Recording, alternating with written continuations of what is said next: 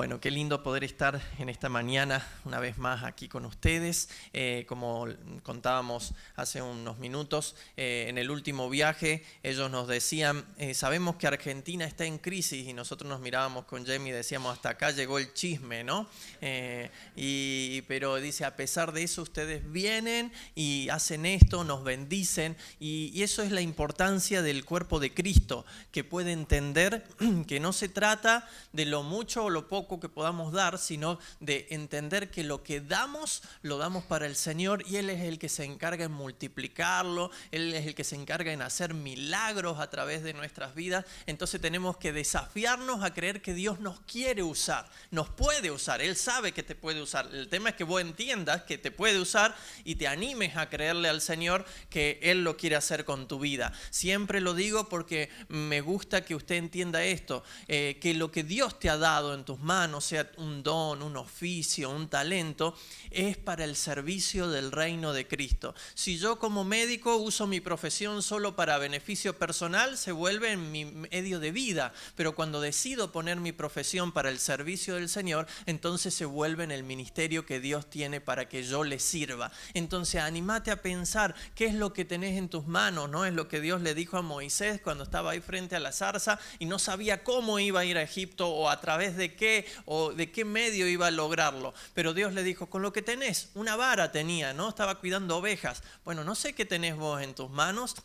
A lo mejor pensás que es muy chiquito, o a lo mejor decís, no es muy grande como para dárselo al Señor, pero anímate a creer que si lo pones al servicio del Señor, Dios va a sorprenderte. Y empezá a creer y empezá a entender que donde estás, ¿no? Indistintamente donde estás hoy o donde Dios te quiere llevar mañana, Dios te está queriendo usar. Entonces, que en el lugar que estés lo uses como una plataforma, como un púlpito para presentar el evangelio del reino de Cristo. No tenemos que callarnos. A tiempo y fuera de tiempo tenemos que presentar el evangelio del Señor, contar de lo que Él ha hecho en tu vida. No hay mejor testimonio que lo que Dios hizo en vos. No hace falta que le contés a los que te conocen mi testimonio o el testimonio de alguien que escuchó de otra persona, sino empezá a contar lo que Dios hizo en tu vida y Dios te va a sorprender. Amén.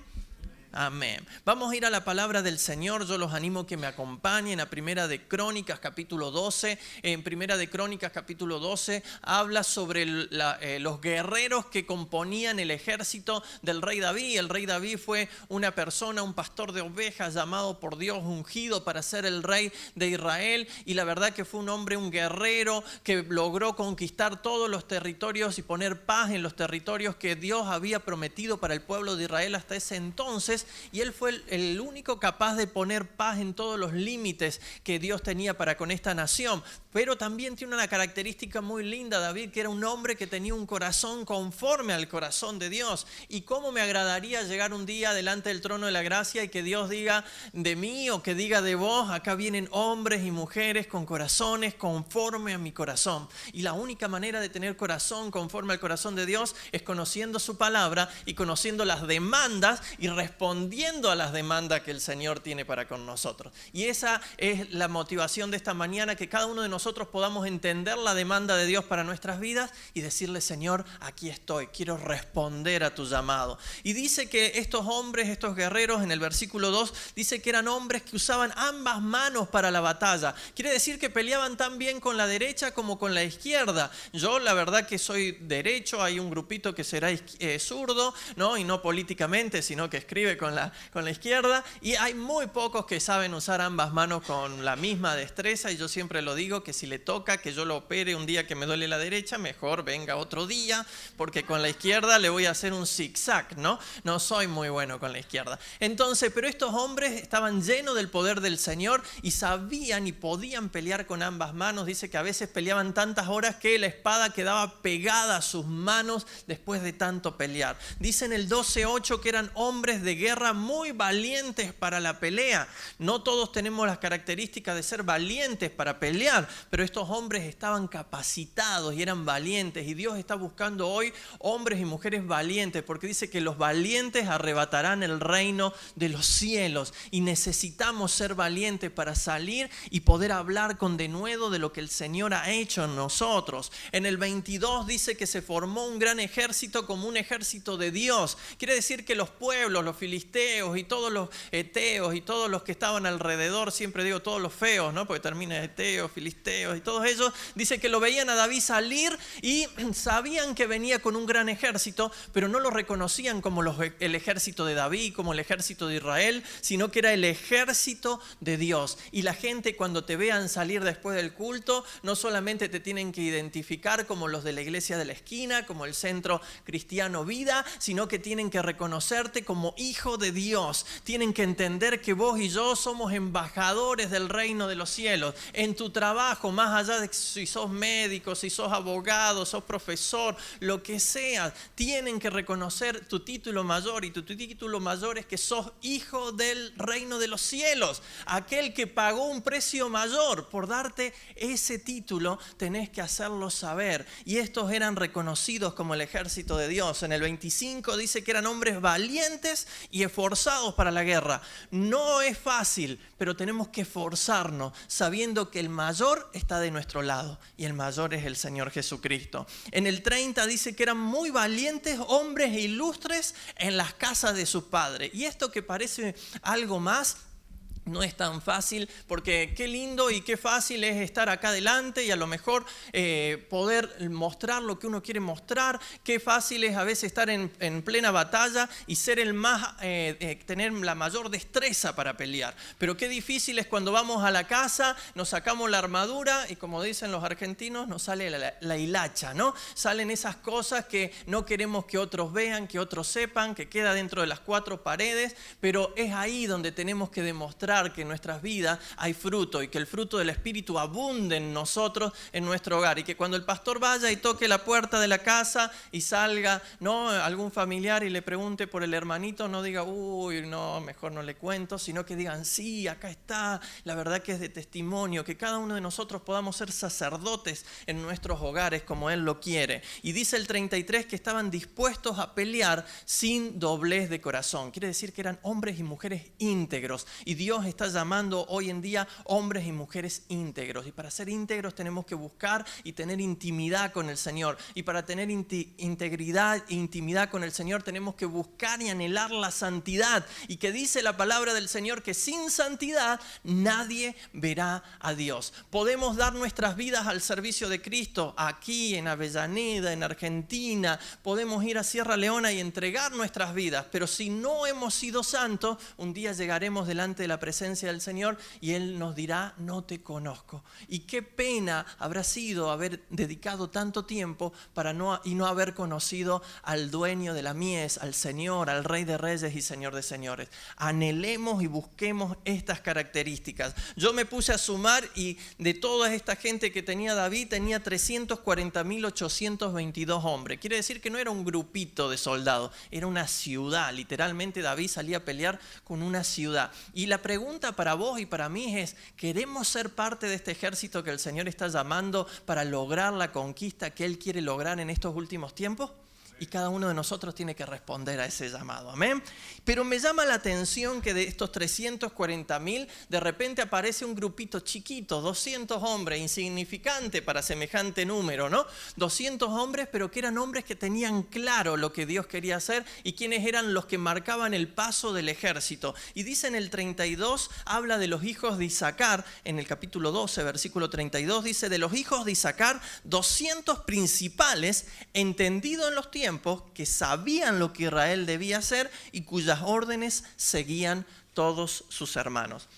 Si usted quiere tomar un versículo lema, un versículo rema para este año, yo le animo que usted pueda tomarlo y pueda tomarlo como esas tres características que vamos a desarrollar en este momento, para que cada uno de nosotros podamos ser igual que los hijos de Isaacar, entendido en los tiempos, saber lo que nos toca hacer y cuyas órdenes todos los demás puedan seguir, porque saben que somos hijos de Dios, que estamos buscando la intimidad, que tenemos estas características y estamos queriendo agradar al Señor. Y si usted me permite, permite, vamos a ir al libro de los Hechos, capítulo 5, y vamos a hacer un paralelismo entre estas dos historias. En el libro de los Hechos, en capítulo 5, del 17 en adelante, narra la historia cuando Pedro, ¿no?, y Juan habían sido encarcelados luego de haber predicado. Ya Jesús se había ido, les había prometido el Espíritu Santo, habían sido llenos del Espíritu Santo. Pedro predicaba y se convirtieron 3.000. Pedro predicaba y se convertían 5.000. Quiere decir que había un avivamiento en Jerusalén, y la verdad que tan solo pasar Pedro, dice que la sombra de Pedro sanaba a los enfermos. Y los líderes religiosos, los mismos que habían apresado a Jesús, los mismos que los habían mandado a matar, estaban totalmente enojados. Entonces los habían puesto presos, pero de repente en medio de la noche vino un ángel y los sacó, y los tuvieron que ir a buscar de vuelta del templo, y los trajeron frente al concilio. Y estaban frente al concilio dando testimonio de aquel Jesús que había muerto y que había resucitado y que estaba a la diestra del Padre. Y entonces todos ellos empezaban a poner medios enojados porque no creían en nada de lo que les estaban diciendo.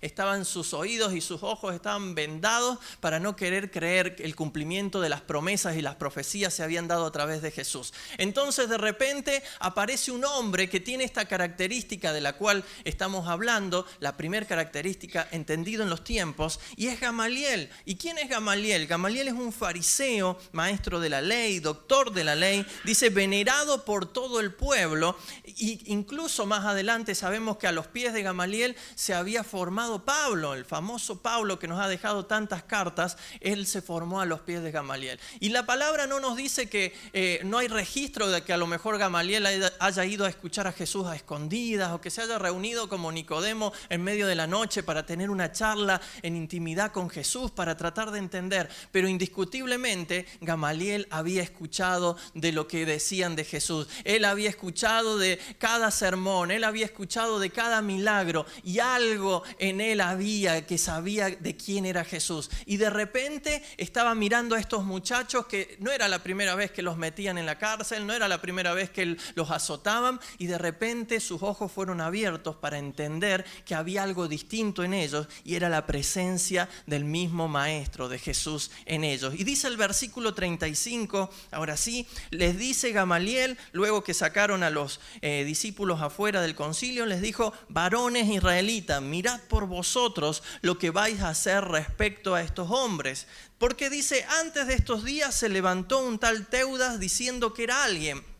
A este se unió un número como de 400 hombres, pero él fue muerto, y todos los que lo obedecían fueron dispersados y reducidos a nada. Empieza a hacer una narración y a marcar un lineamiento de tiempo para querer explicar algo mayor, diciendo: apareció un líder, al igual que Jesús, tuvo sus discípulos, pero cuando murió el líder, los discípulos desaparecieron. De repente, en el siguiente versículo, dice: después de este se levantó un tal Judas el Galileo en los días del censo, y llevó en pos de sí a mucho pueblo. Pereció también él, y todos los que le obedecían fueron dispersados. Nuevamente la misma historia, lo que diríamos en el dicho popular: muerto el perro, muerta la rabia, ¿no? Se acaba el lío, ¿no? Y eso es lo que habían querido hacer con Jesús. Pero de repente Gamaliel dice: hagamos acá un stop. Empecemos a entender que acá hay algo distinto. No es igual que en todos los otros movimientos, no es lo mismo.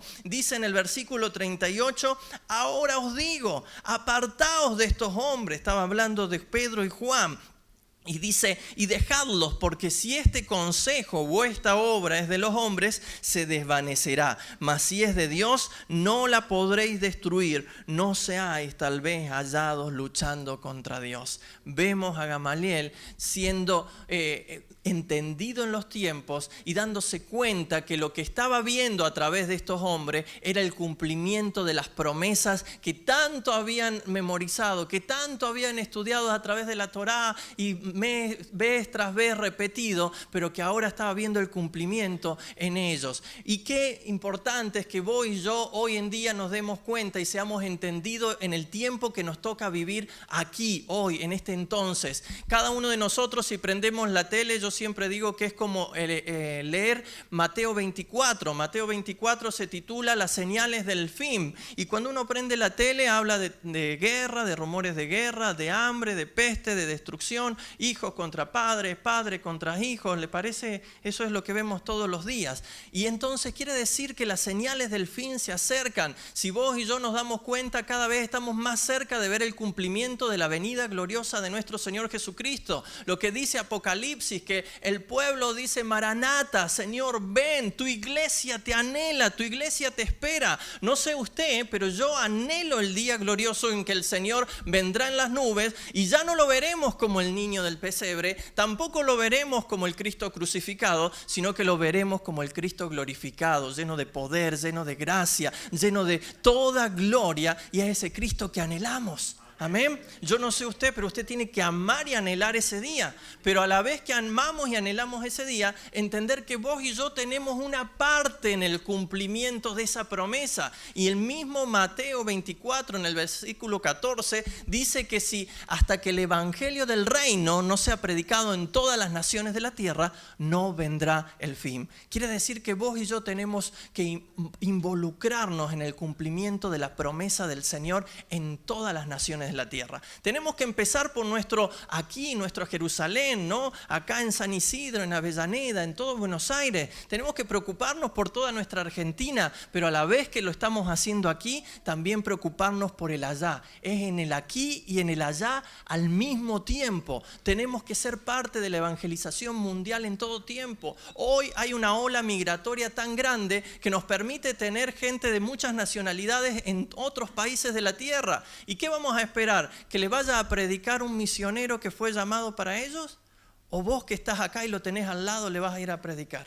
Siempre oramos por la iglesia en China, ¿no? Una iglesia perseguida, difícil. ¿Y quién les predica a los chinos que están en el súper de acá a la vuelta? O como los vemos medios malos, no decimos no, que vaya otro, ¿no? Siempre, ¿no?, le dan la fama del malo, ¿no?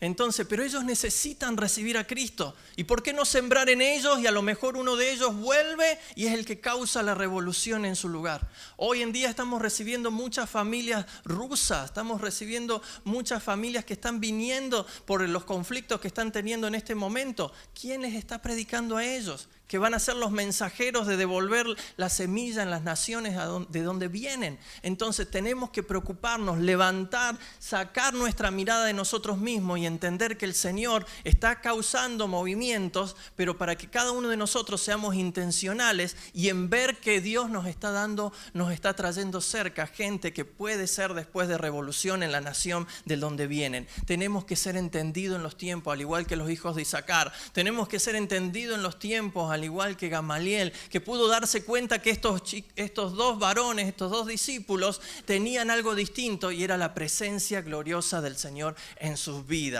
En segundo lugar, dice que los hijos de Isaacar sabían lo que Israel tenía que hacer. Los discípulos sabían lo que tenían que hacer. Mateo 28, 19, Jesús estaba yendo, estaba ascendiendo y les deja una comisión. Les dice: por tanto, id y haced discípulos, ¿a dónde?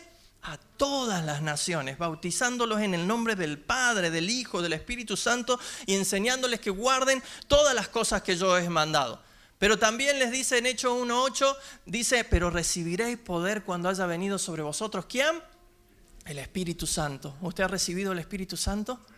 O sea que tiene el poder del Espíritu de Dios. ¿Pero para qué? Para ser testigo. No es poder simplemente para creernos más o para creer que vamos a ser más importante que otro. Es poder para hablar con denuedo de lo que el Señor ha hecho en nosotros. Y al igual que los discípulos sabían lo que tenían que hacer, vos y yo tenemos que saber lo que nos toca hacer. Y nos toca hablar con denuedo de la palabra del Señor. Muchos a veces vienen a la iglesia y dicen: yo no tengo un ministerio, pastor, yo no tengo un llamado claro, pero dice la palabra del Señor que cada uno de nosotros hemos recibido el ministerio de la reconciliación. Quiere decir que vos y yo, desde que llegamos a Cristo, dice 2 Corintios 5:17, somos nueva criatura. Las cosas viejas pasaron y aquí todas son hechas nuevas, pero inmediatamente en el 18 dice que hemos recibido el ministerio de la reconciliación. Quiere decir que lo que hemos recibido de parte de Dios, ahora tenemos que hablar, tenemos que compartirlo, tenemos que darlo a conocer. Quiere decir que donde Dios te ha puesto con un propósito, para que seas un agente de transformación, para que lleves la palabra del Señor. Gamaliel vio en este tercer movimiento, en esto los discípulos, la misma pasión que había escuchado de Jesús, lo mismo que él había escuchado del Maestro, ahora lo estaba viendo en directo en sus discípulos. Tenían el mismo ADN y vos y yo tenemos que tener la misma pasión, el mismo fuego en nuestro corazón. No puede hacer que nos quedemos quietos, no puede ser que vengamos el domingo y nos vayamos y volvamos el próximo domingo como queriendo algo más para nosotros simplemente, sino que tenemos que entender que Él ya nos salvó por su gracia, Él ya nos redimió por gracia, pero hay un propósito de Dios para con tu vida y Él quiere verla cumplir en tu vida. Y vos tenés que entender que Dios te quiere usar y esa pasión tiene que moverte, esa pasión tiene que movilizarte, esa pasión tiene que hacer que incluso las dificultades no te frenen, no te limiten para ver la gloria de Dios en tu vida. Vemos que los discípulos, después de que Gamaliel hizo esta exposición, fueron nuevamente llamados y dice en el versículo 40 que entonces llamaron a los apóstoles y después de azotarlos les ordenaron que no hablaran en el nombre de Jesús y los pusieron en libertad y ellos salieron de la presencia del concilio gozosos de haber sido tenidos por dignos de padecer afrenta por causa del nombre. Todos los días en el templo y por las casas no cesaban de enseñar y predicar a Jesucristo. Yo no sé usted, pero la verdad que a mí nunca me ha tocado sufrir azotes por causa de Cristo. Seguramente alguna dificultad, alguna burla, ¿no? Alguna cargada, ¿no? En el trabajo, los amigos, ¿no? Porque no haces esto, porque haces lo otro, porque te comportás de una manera. Pero ¿acaso no hay mayor privilegio que poder sufrir por causa del Evangelio de Cristo? ¿Acaso no hay mayor privilegio de ser llamado hijo de Dios? A lo mejor a nosotros solamente nos cuesta una burla, pero hay gente en algunos países de la tierra que sufren persecución por ser hijos de Dios. Hay una iglesia que está siendo perseguida y vos y yo tenemos que involucrarnos en orar por esa iglesia. Dice la palabra del Señor que todos somos el cuerpo de Cristo y que si una parte del cuerpo de Cristo se duele, el resto tiene que dolerse con ella. Usted cuando se golpea el dedo chiquito del pie, ¿acaso no se entera el resto del cuerpo? Sí, bien que se entera, ¿no? Y cómo duele, ¿no? Entonces, de la misma forma, tenemos que interceder, tenemos que ser empáticos, tenemos que poder involucrarnos en la oración por aquellos hermanos que están sufriendo persecución, para que su fe no decaiga, para que sus brazos no se bajen, sino para que Dios los fortalezca, renueve su fuerza. Y si Dios te está llamando, para que puedas ir a esa nación y ser parte de lo que Dios quiere hacer en aquel lugar. La pasión por Jesús te tiene que llevar a la compasión, te tiene que mover a actuar, no solamente a ver algo y decir qué pena, qué difícil lo que están pasando, sino decir qué voy a hacer yo. Como decía Jamie, vemos todos los días a alguien con necesidad en la calle, qué voy a empezar a hacer yo a partir de mañana o a partir de hoy. Le voy a llevar algo, pero también le voy a presentar el Evangelio de Cristo. Lo voy a empezar a abrigar, lo voy a empezar a cambiar, pero voy a empezar a sembrar una semilla que va a producir fruto desde adentro y va a cambiar todo su expectativa, toda su vida, y eso es lo que el Señor quiere hacer con vos y conmigo. Y si pasan los chicos, me ayudan.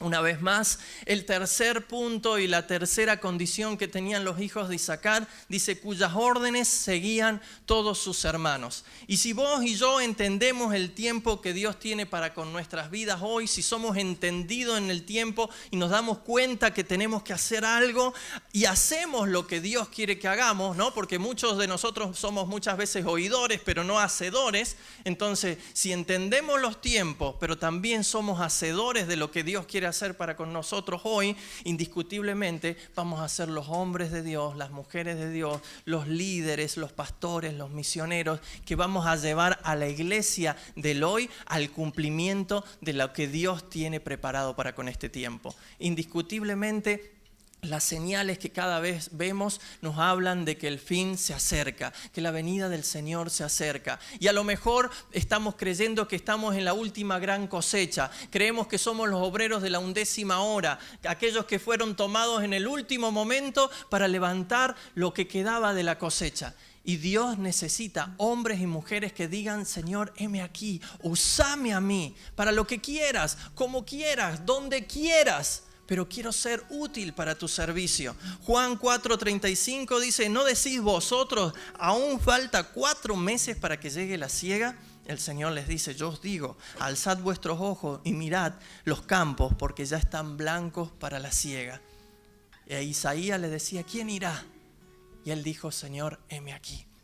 Y el Señor está buscando obreros. El Señor está buscando gente que se enrole en el ejército de Dios, así como los guerreros de David, que puedan tener características de santidad, de búsqueda, de propósito, de esfuerzo, de valentía, de pelea, para ir a pelear la batalla del Señor. Y lo más importante es que esta batalla no es nuestra, sino que es de Él. Y lo más importante es que aún a pesar de que estamos yendo a la batalla, ya sabemos que Él ya la ha ganado. Entonces tenemos garantías.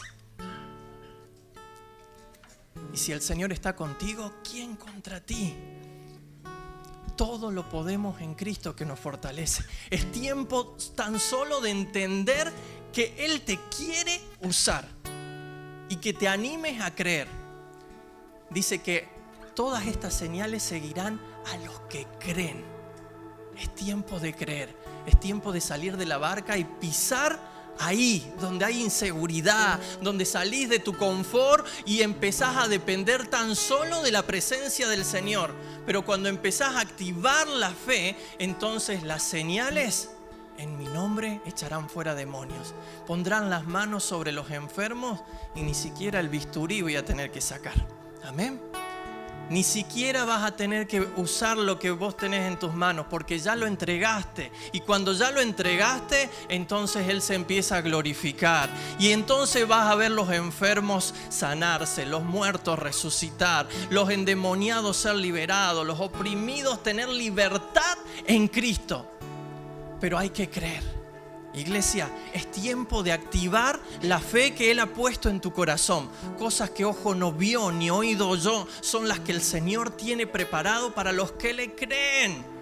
Es tiempo de creer, y si creemos, lo hará una vez más. Ya lo ha hecho en nuestra Argentina y lo hemos visto, pero no solamente es para que lo disfrutemos nosotros y nos gocemos aquí en medio de nuestra congregación, sino es tiempo de empezar a llevar ese aceite fresco, esa semilla gloriosa del Señor a los confines de la tierra y creer que el avivamiento del Señor revolucionará la tierra y que un día delante del gran trono del Señor habrá de cada tribu, de cada nación, proclamando y diciendo: Santo, Santo, Santo es el Señor, al que está sentado en el trono, al único que es digno de recibir la gloria, es a Él a quien servimos.